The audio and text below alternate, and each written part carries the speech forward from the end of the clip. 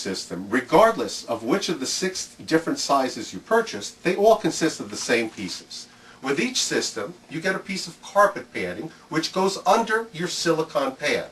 The carpet padding's purpose is to eliminate any irregularities in your sealing surface. Knot holes, nail heads, warps, all of these are going to have an impact on your ability to seal. This is a silicone pad which is heat resistant and will yield to the pressure.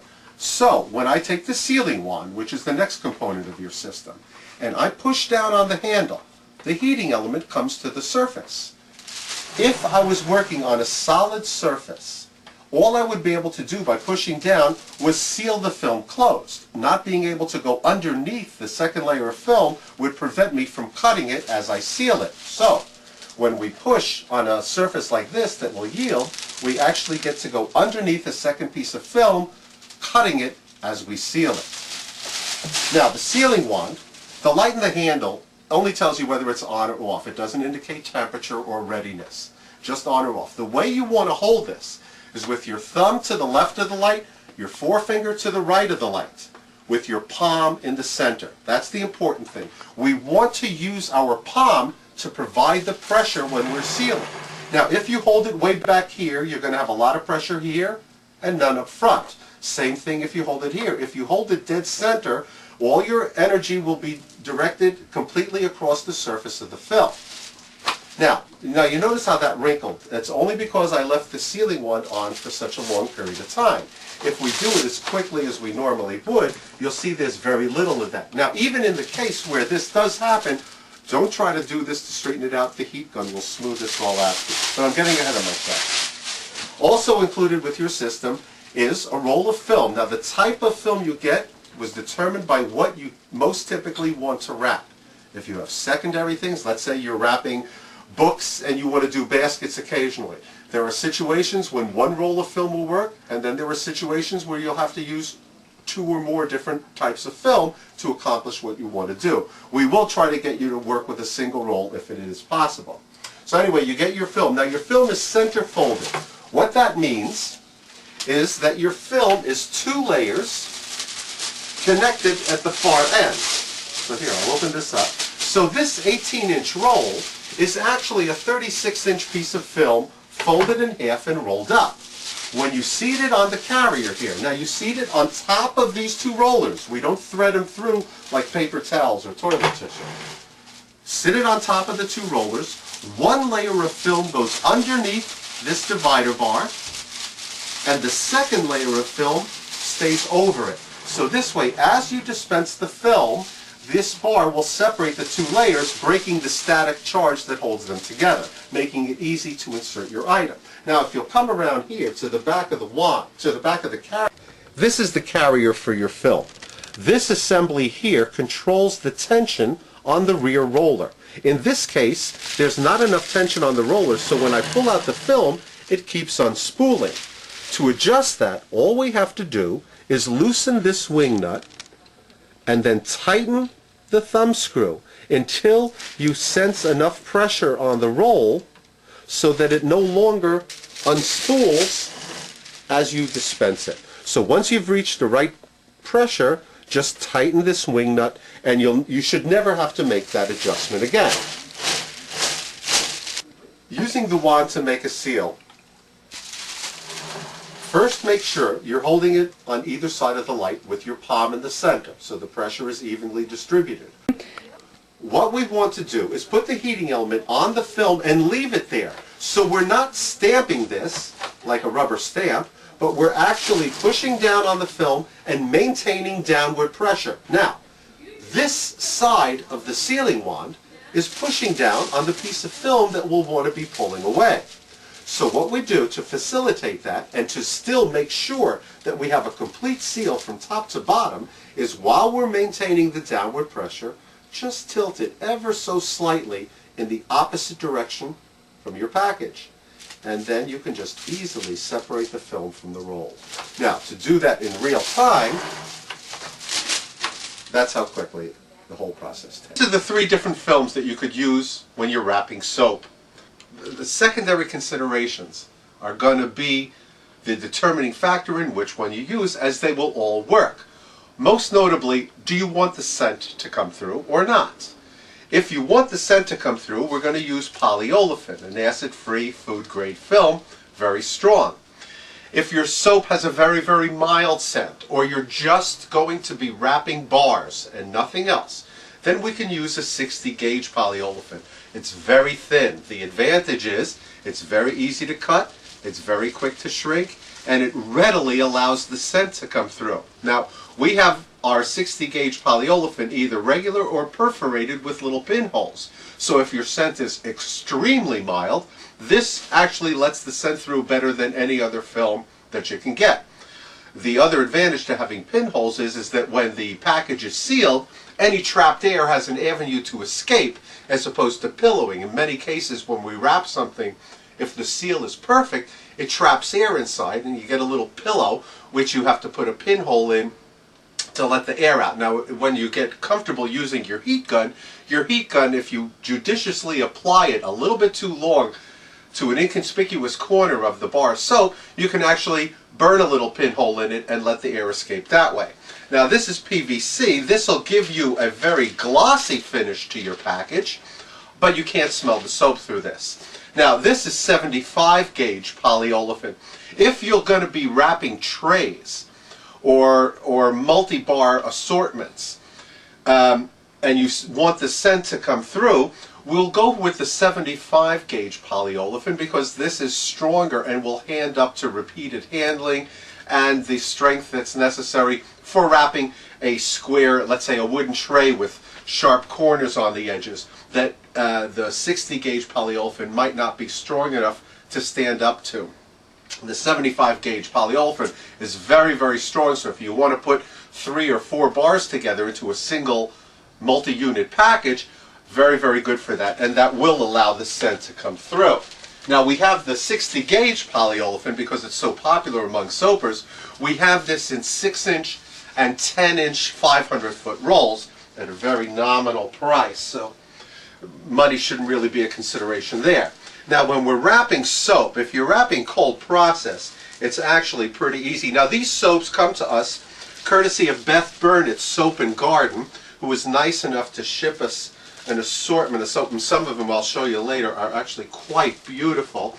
These are 3 to 5 ounce bars, which I'm going to arrange in a grid inside the film here, just like this. Okay, now we've only got 12 bars here. Now these have some melt and pour in it, so I'm going to do them separately, but basically here's what we do. We don't want to get so close to the bars. You can come in here. We don't want to get so close to the bars that there's going to be tension on the seal. So you see here, as I'm pushing down, this bar is coming up because this is too close. So I really want to make it so that there's no tension on the film when I seal the two pieces together. So we just put it right in the middle there and then separate the sleeve. Bring those over. I'll do the same thing here. I'll bring these over. Cut these here like this. Now, as you see also, I could have gotten a 4th bar into each one of these sleeves here. So we actually could have done 16 for not much more, with no more effort, and actually with the width here, I probably could have gotten in a 5th column, again, if we had enough. Now I'm just going to cut across the 4 columns, separating the bars into individual packages. It's a rare treat for us to actually be able to wrap soap instead of crayons when we're telling people how to wrap soap. So Beth, we really appreciate this, as well as all the Southern Soapers, the Yahoo group. They've all been very, very nice and helpful. Now, when we're shrinking these down, what you want to do is you want to shrink the sides first. Again, by shrinking the seams first, your package, the seams strengthen and your package will be stronger. Now here, see, that's ballooned a little bit. So either I just squeeze out the air or just apply the heat gun on the corners. So you can come in here close and you'll see, you can't even see where I made a little tiny hole in it, and yet the bar is nicely packaged. When you've got those little raised edges like you see there on the corner, If you pat them down while they're warm, they'll disappear, much as with anything else. Now, we needn't wrap, or shrink I should say, a single bar at a time. Take as many as you can hold on to at once, and just like when we wrap those crayons in our regular demo, we can wrap a number of bars at once. And then we'll just take the wrinkles out of the front and back. Now, as I'm handling it, I'm squeezing down those little corners that are sticking out. So we really don't have to make a special thing. Just as I'm rotating the bar in my hand. Now, if you're heat sensitive, you're going to have to do this on the table. But after you've been wrapping for a while, you'll find that you sort of become a little bit more desensitized to the heat, especially since your soaps look so good and they're now protected from the elements and your customers. So here, we might as well finish these while we're at it.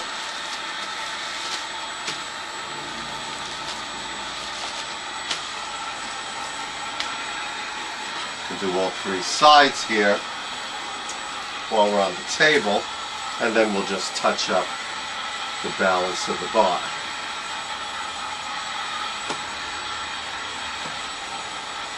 So there is wrapping your soap. Now that's a lot quicker than using, put a hole in there, that's a lot quicker than using an impulse sealer and pre-cut bags, and this will allow the scent to come through.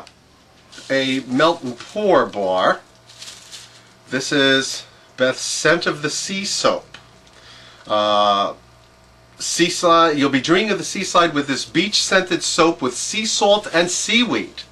Now, like many of your melt and pours, this is a sticky mess. It's the nature of the beast, and as you can see, the bar and the wrap, the packaging, I'm not sure what Beth used here, have become one, but it's all wet, and the label got soaked through and stained as a consequence of being up against the bar. There we go. Now, when you're positioning a melt and pour in your film, you can't move them around like when we used the cutter bar before to slide our bars of soap up against the edge of the film. That won't work with this because these are so sticky that it's problematic to move them within the film. So what we do when we're positioning them is I'm going to palm it so that my hand is sliding against the film, not the bar of soap, revealing the soap only when I'm ready to actually position it. With your melt and pours, you're going to want, I'm going to unwrap this one. With your melt and pours, you're going to want to position them pretty much close to where you're actually be making your seals, because sliding them around, pardon me, is such, right tool for the job. Sliding them around in the film is such a difficult process because they're so sticky, so we prefer to avoid it entirely, and in an attempt to position them where they're going to lay as we shrink them. So you want to leave that room so between the bars you won't have tension on your seal. Now, we don't have as many melt and pour bars as we did on the cold process, so I'm just going to do these three, but here, separate that, separate this. Now I am able to move that a little and slide that. You see, it's tough sledding with the melt and pours. And then again, we'll just shrink it down. Now with this, the thicker polyolefin is actually better because it stands up to the stickiness of the bar a little bit better and doesn't get hung up. In many cases, when we're wrapping our melt and pours, what's going to happen is it'll blister on a particularly nasty wet spot. You'll just get a little blister in the film. Yeah, that looks pretty good, actually. You'll just get a little blister in the film where it sticks to the bar. It doesn't affect the integrity of the package, only the appearance. But here, if you'll come in pretty close, you'll see that that's a pretty smooth finish. I don't know if you can angle that so you can see how smooth the finish is, even though this is a very, very sticky bar of soap. Now, some people were complaining about the seams on the sides of the package. It's just unavoidable, but I mean, that's not really horrible, and the alternatives are not much better, if at all. Now, many people have asked about wrapping shapes and bath bombs and other non-rectangular items. Now, here are 3 bars that we've just wrapped. This in 60 gauge polyolefin, this one in 75 gauge polyolefin, and this one in 75 gauge PVC. And I'm standing right here and I really can't tell the difference between the 3 just by looking at them. So just to reinforce what we said earlier on, it's really your secondary uses beyond just wrapping individual bars that, or secondary considerations I should say, that determines which film is going to melt scent. And no trays or multi-packs, we can use the 60 gauge because it does cut and shrink easiest of the 3.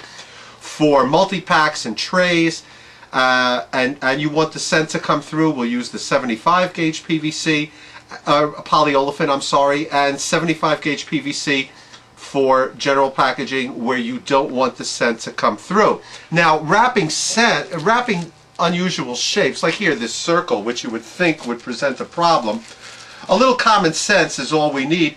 We want to wrap the bottom of the bar first. In any situation where there is a design on the bar of soap, and I think Beth has done a wonderful job here,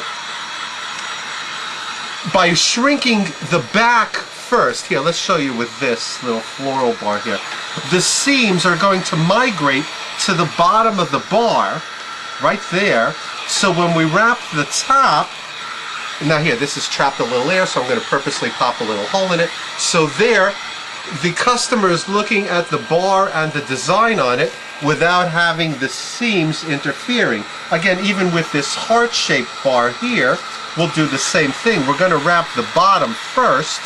Now, again, these little corners here, I'm just going to pat down. Now you can see, I don't know if you can see it here, where the film starts to discolor before you can actually pop a hole in it. So it does give you a little bit of a warning in the case here. Now these are CP bars into which Beth has put melt and pour chunks.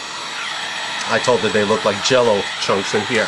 Now I'm sure it's going to be hard for you to see, but the chunks of melt and pour are elevated. They're a little bit raised off the surface.